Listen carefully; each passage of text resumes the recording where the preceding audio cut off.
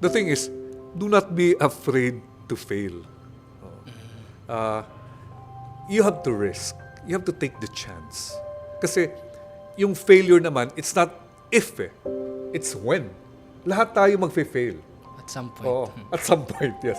But you have to learn how to get up when you fail. When you're college, when you're young, and you're 18 years old, there's always that thing wherein you're trying to find your identity. Oh, yeah. Like, who am I? Why am I here? What is my purpose in life? And all those things. So those are the questions I asked when I was growing up. Then I found those answers when one day I got hold of my brother's Bible and start reading the Bible. Then in the Bible, then I opened it to Matthew and said, do not worry about these things. As long as it says that you put God first, then everything will follow. Okay guys, so welcome sa ating bagong episode. So ang bisita natin, ang guest natin for today ay napaka-special. So sa mga taga-Tacloban, sigurado akong kilalang-kilala nyo siya. So siya po ang ating dating Vice Mayor dito sa Tacloban City, ang ating Vice Mayor, Jerry Sambo Yaokasin. Welcome po sa ating show. Hi, good afternoon, Rajiv. Good afternoon. Yes po. Okay, so sa mga baka may mga hindi pa masyadong nakakakilala sa iyo, so okay lang ba, Vice, magpakilala ka kung sino ba si Vice Sambo Yaokasin? I'm Jerry Sambo Yaokasin, born in Tacloban, grew up in Tacloban City, was in public service for 20 years. 2 years as a punong barangay, 9 years as a city councilor, then 9 years as a vice mayor. So retired na po ako. So wala ka nang balak, Vice, bumalik? We'll see. Oh, hindi pa sure. So Vice, ang ko kasi, pinaplan ko ngayon is mag-guest ako ng mga entrepreneurs, mga leaders. So ayun, so sa genreng to, parang dito kasi yung term or topic na success. So para sa'yo, Vice, how do you define success? Para sa'yo lang. For me, success, it's not the material wealth, even position or power. It's the fulfillment coming from living a purposeful life and a life of meaning. So for me, that is the definition of success. Now, for everyone, the definition of success will be different. Okay. So for me, that's my definition of success. For you, probably it's different. Iba. So we cannot be boxed in by ano talaga ang success for you. Because what is success for you might not be the meaning of success for me.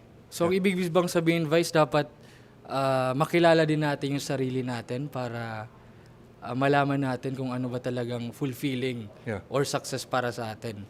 So iba-iba kada tao.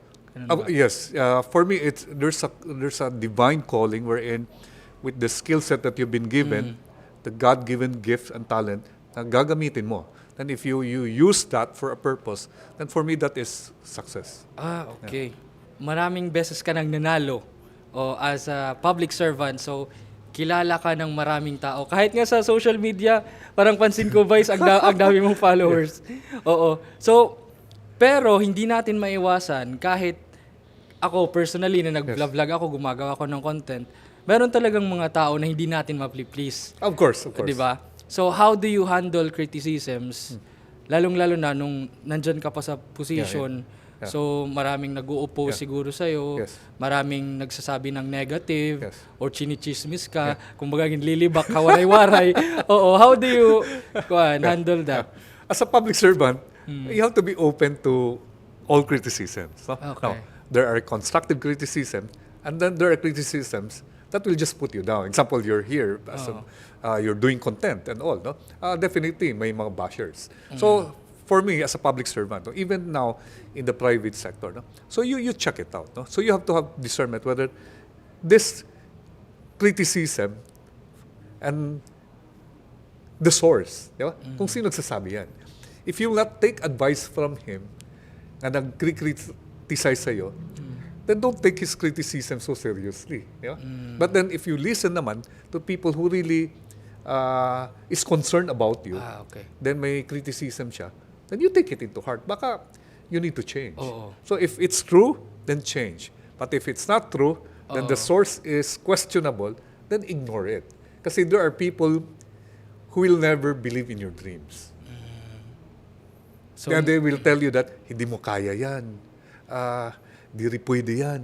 But then, if you believe them, then you will never succeed. yeah. But there are people who cares for you that will tell you, baka pwede gawin mo ito. Parang you can adjust this and all. And then you take it.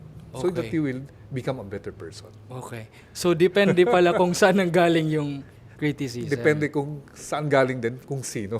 And then, kung parang i-discern mo rin kung anong motive nila Yes, sa pag yes. Whether they want to help you or to or hurt bring you you. down. Yes. Okay.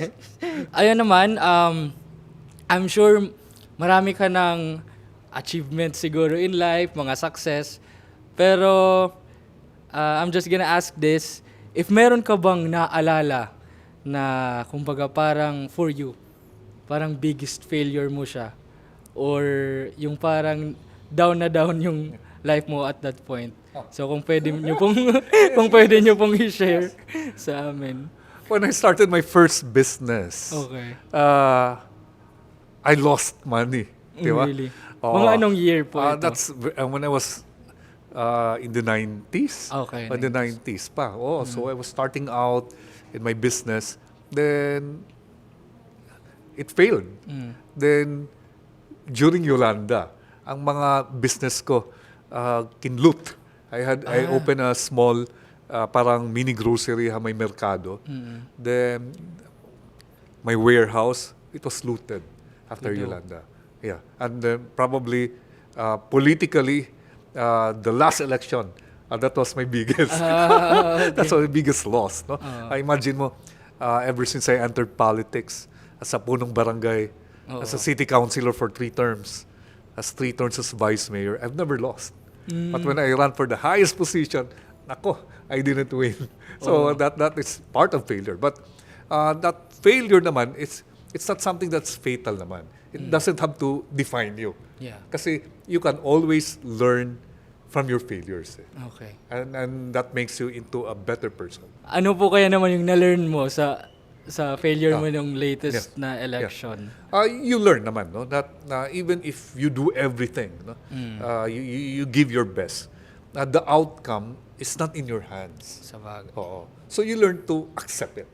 Like you to learn accept defeat, you learn to accept loss humbly and graciously. No?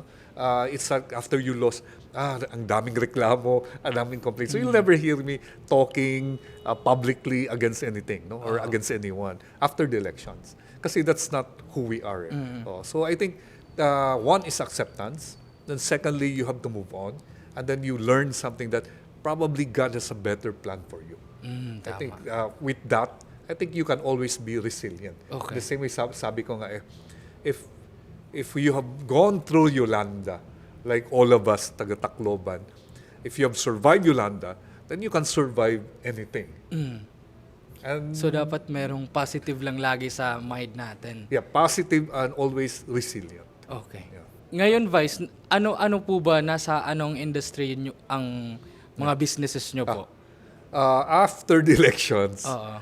I have focused on this one. Okay. This one is an advocacy I had when I was still in public service.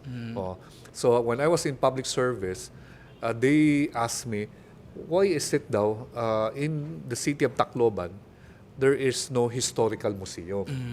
Then they also requested that why is it that we don't have our own art gallery? So after the elections, in this place, so my passion, so nagawa ko. So this one, when you come and look around, so it's like a mini museum.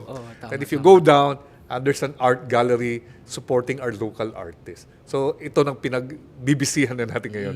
As a public servant naman po, dito sa Tacloban, Yes. for 20 20 years. years. Oo.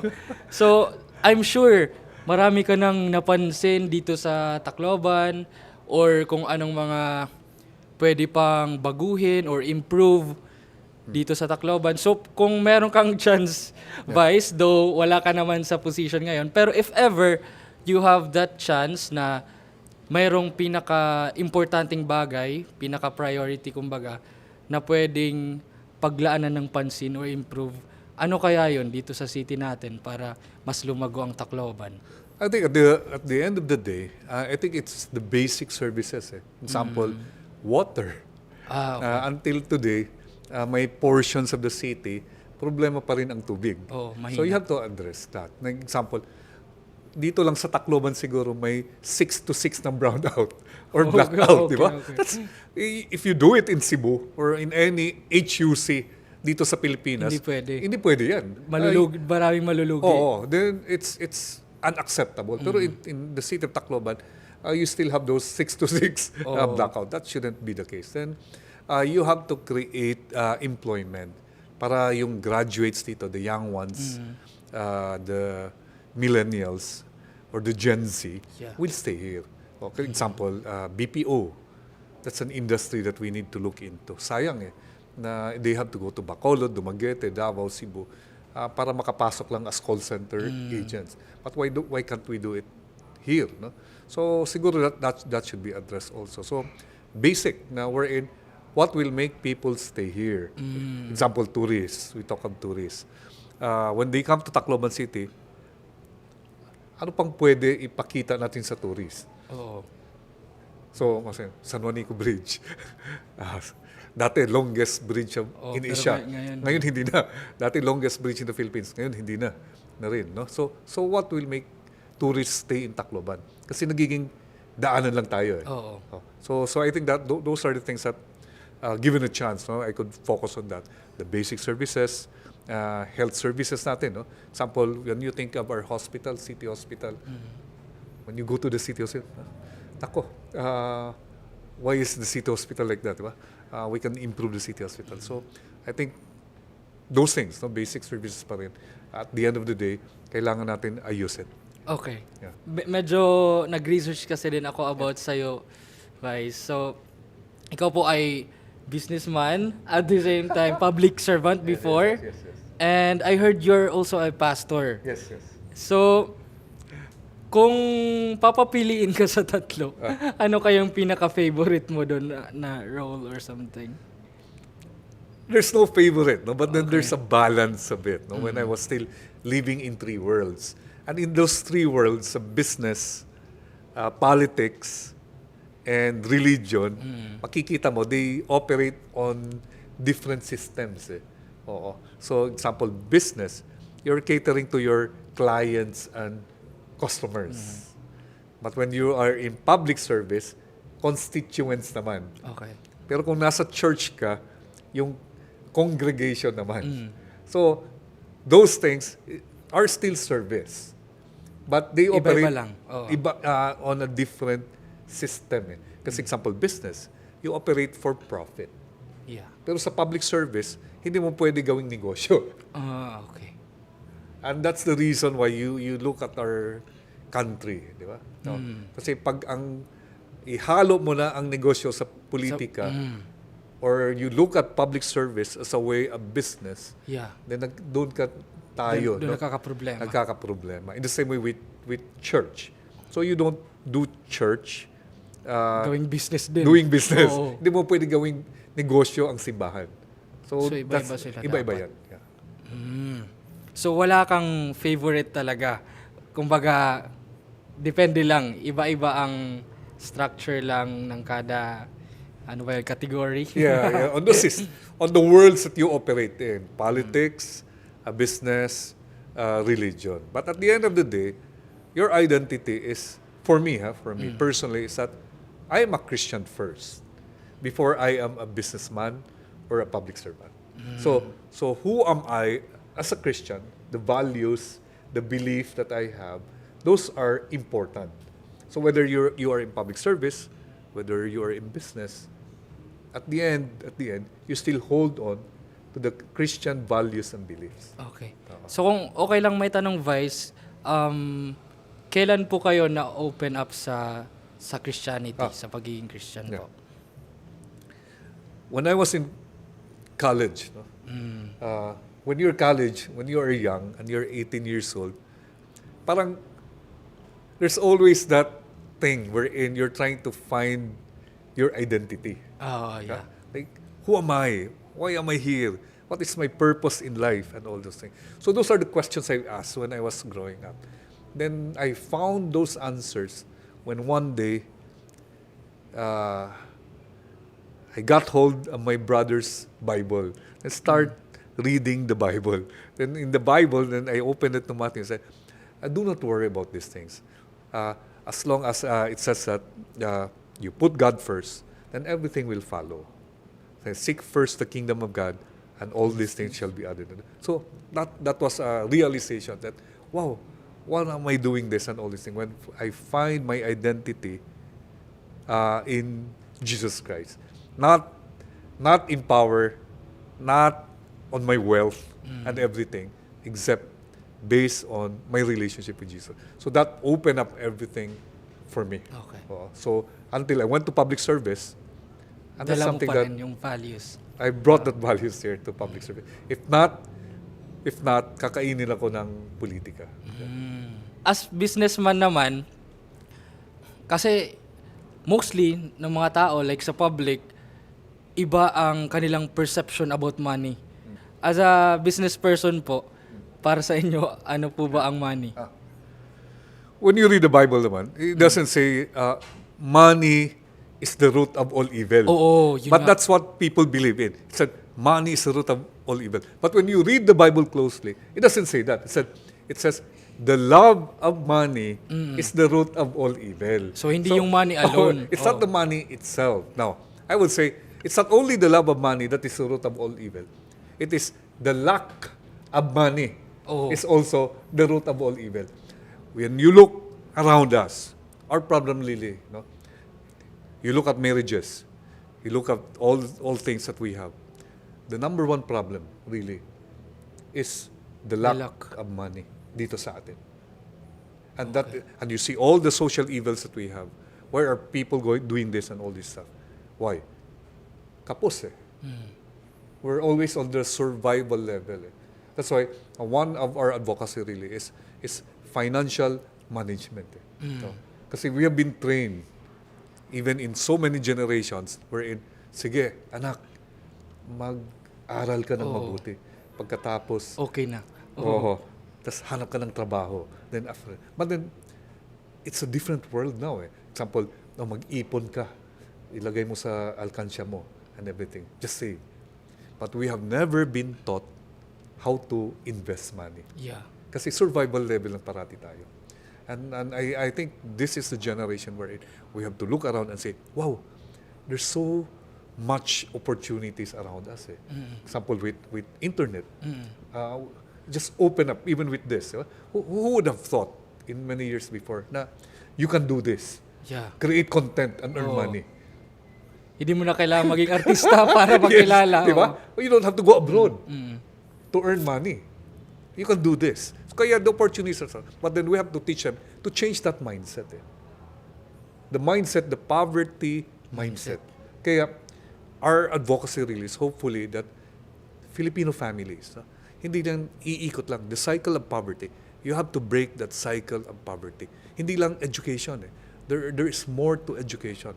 But at the end of the day, our goal really is to break that cycle of poverty. The lack of money as a mindset. Marami din kasing advice nagsasabi na yung parte sa financial management kasi hindi naman daw kasi talaga tinatakol yan sa school. Oo. So, ano kayang magandang solusyon dyan para mas ma-open up? So, kailangan bang mag-research ang mga tao, do their own study, or maghanap ng like kakilala nilang pwede silang turuan about dyan? I feel, when you look at our curriculum, the school curriculum, a basic education, I think a subject must be put into about personal financial management. Kasi we have never been taught how to handle money. And that's sad because you look at the world, you'll never survive without money. Yeah. Paglabas mo pala, kailangan mo ng pera. Diba?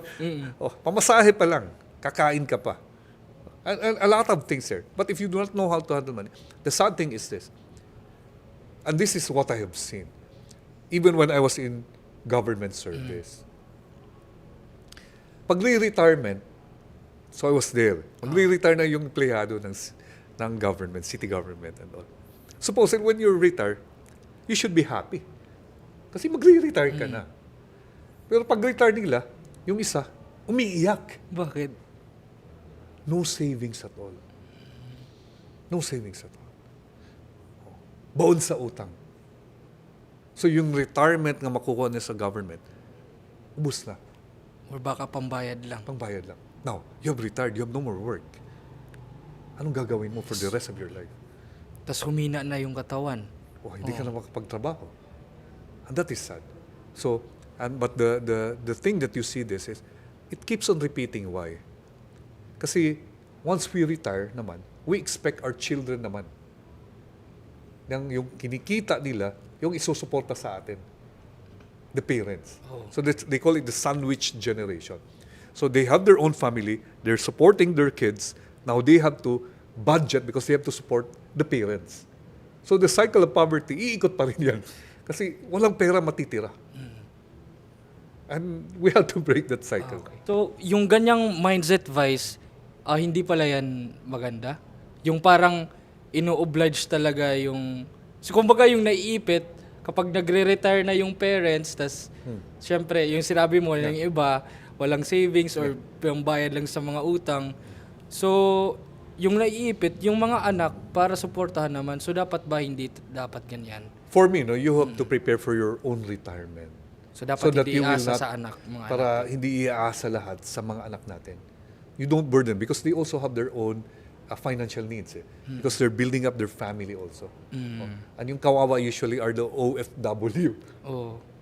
Wherein akala lahat ng mga kamag-anak and even yung mga relatives are ATM machine. Oy, Oo.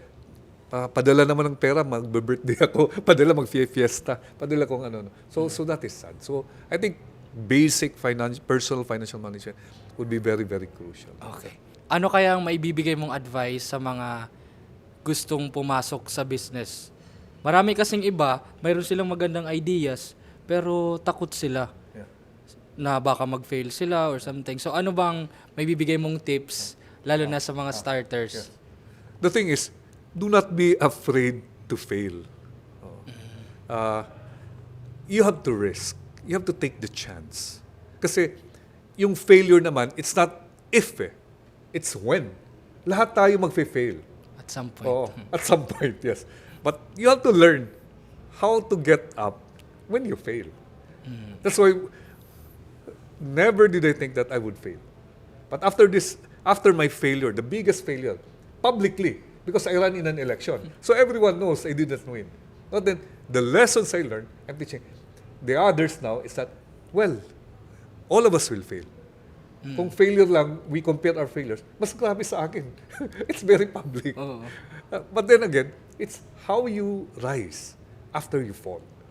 That will define us. So for startups naman, example, my son, yung kaibigan niya, may talent, may idea. But then, takot siya to fail. I said, no.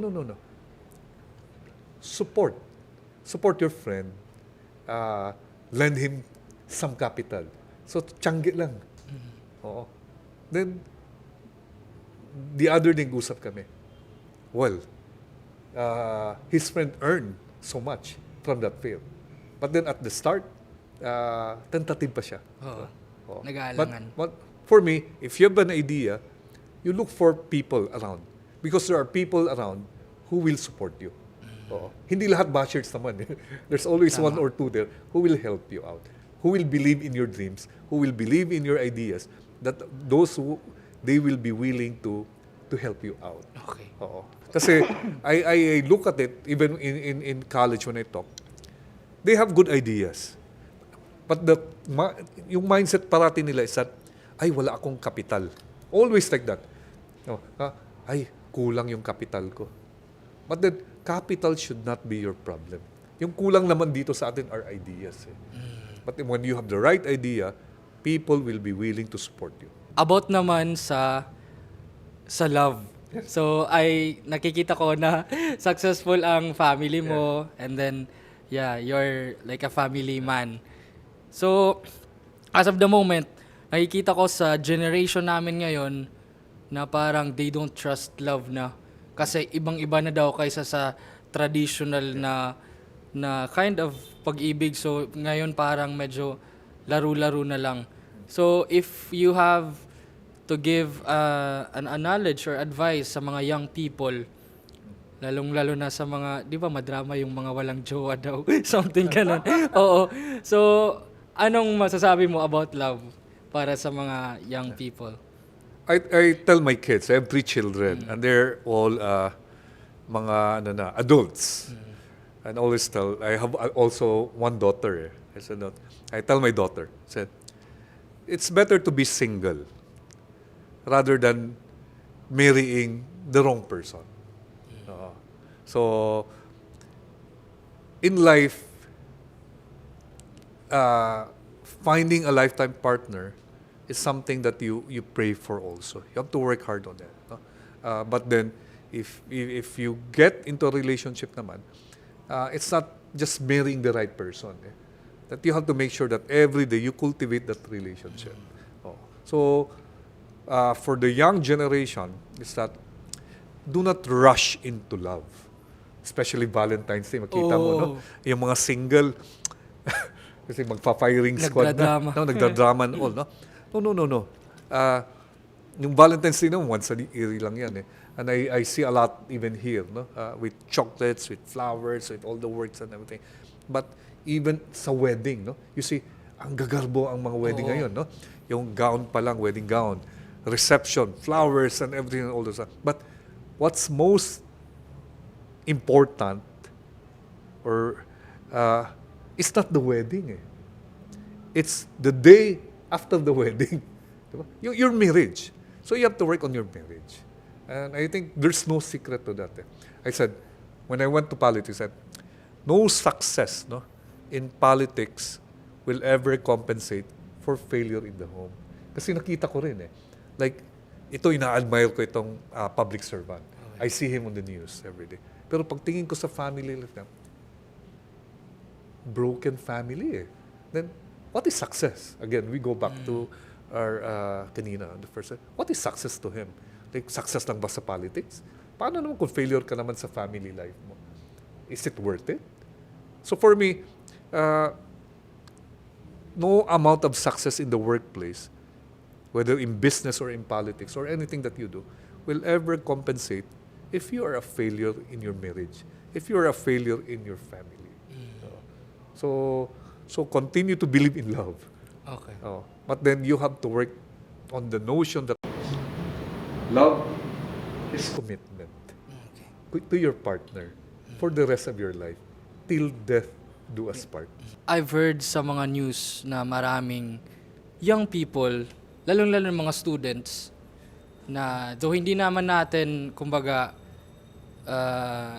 binabaliwala yung feelings nila or emotions, but there are a lot of cases na problems lang sa school or sa family. So hindi natin alam kung gaano kabigat, we can't judge. Pero maraming nagsisuicide. So parang for me, nakaka-call ng attention kasi yung mga generations nyo, like before, usually yung mga bata kahit nung kami, hindi naman masyadong like sa school lang magsisiside agad. So, ano kayang magandang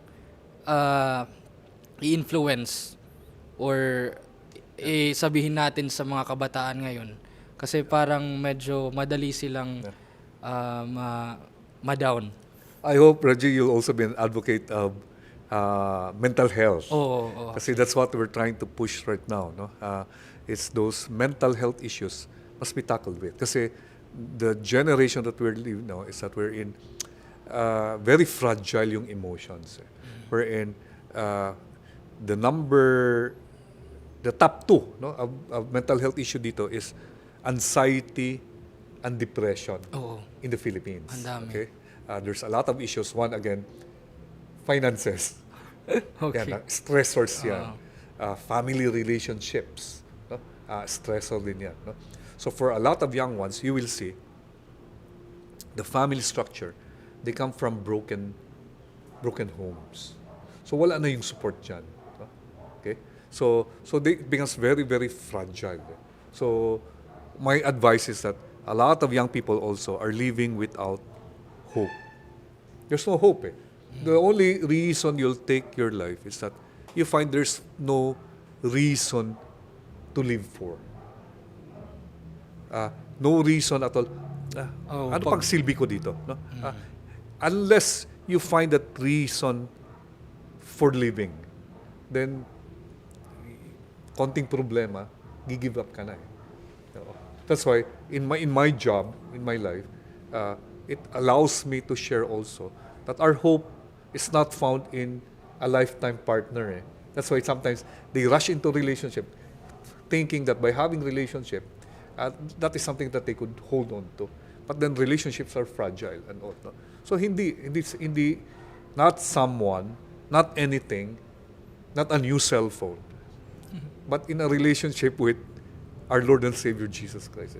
Unless you have that hope, a reason to live, it's easy to give up on life. So, I think yun yung dapat i-share din natin sa mga kabataan na Yes. So, by your life, you have to inspire hope. By your life. So, itong pinagdaanan ko, I went through this obstacle, but yet I'm still here. In fact, I'm not just here. I'm thriving.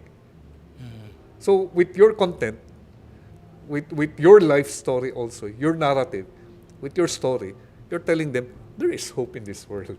Parang naman. Ikaw ang living testimony, ganun. Yes, you're the living testimony. That kung kaya ko, as I've said, kung nakaya natin ang Super Typhoon Yolanda, kakayanin lahat natin ang problema. And that is what helped me through those failures. Number one, I went through Yolanda. Now, you accept, then you recover, then you become resilient. Pinaka-last na lang, Vice. Kahit hindi mga kabataan, ang dami kasing, lalo sa generation natin ngayon, after pandemic, maraming nawalan ng trabaho and all. So, yun nga, maraming problemado, maraming depressed, and also, any words of advice, words of wisdom, para i-encourage yung mga viewers natin na magpadayon magpatuloy lang. This life is all we have. And that's just one life. No rewind. Parang salida. There's no rewind. You look back to the past, but you don't live in the past. You learn from the past. But then, you always look towards the future. But what we have is the present, which is today, this moment. Hindi na tayo babalik. And we have to make most of the time that we have and live life to the fullest. There is so much to live for. I'm now 53 years old. But yet, there's so much to live for. Do not give up on life. And we're here to tell you that. There is hope. There is so much to live for. And as I would say, from the words found in the Bible, I have hope. There's a future for all of you. God has a plan for your life and a purpose. As long as you find that purpose, then there's always a reason to live. So I guess, Vice, yun lang. Ang dami naming nalaman na learn today. So, yun lang po. Thank you so much for your time, Vice. Thank you. Thank you.